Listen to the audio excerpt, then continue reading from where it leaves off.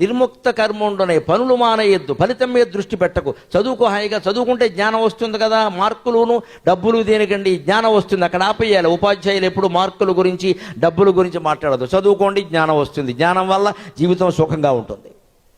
అంతేకాదు, ఇవాళ బాగా అలవాటు చేయవలసింది ఆధునిక సమాజంలో అన్నీ ప్రమాదాలే.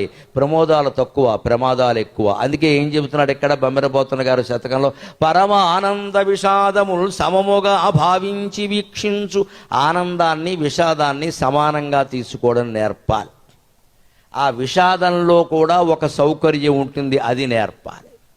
పర్వాలేదు లేరా, జరిగింది ఏదో జరిగింది, 4 రోజులు విశ్రాంతి దొరికింది కదమ్మా, హాయిగా మంచం మీద పడుకో, పెట్టింది ఏదో తిను, మంచి పుస్తకం చదువుకో, టీవీ చూసుకో, నీకు ఎప్పటి నుంచో క్రికెట్ చూడాలని సరదా కదా, క్రికెట్ చూసుకో నాయనా అని చెప్పాలి. అంతేగాని కాలు దెబ్బతిన్నందుకు వాడిని ఊరికే మాటలని బాధ పెట్టద్దు. గ్రహస్థితి దోషం ఇవన్నీ వద్దండి, దానివల్ల జరగదమ్మా, ప్రమాదం ప్రమాదమే.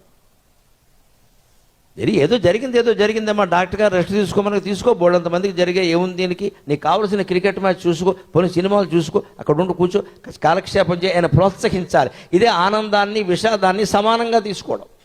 పరీక్ష ఫెయిల్ అవుతారు పిల్లలు, అసలు ఆ మాట గురించి మాట్లాడకూడదు, వాళ్ళ దగ్గర అస్సలు మాట్లాడకూడదు. పైగా పోతే పోయిందిరా, మళ్ళీ చదువుకో, సబ్జెక్ట్ గట్టి పడుతుందని చెప్పాలి, గట్టి పడుతుంది మళ్ళీ చదువుకో అని చెప్పాలి.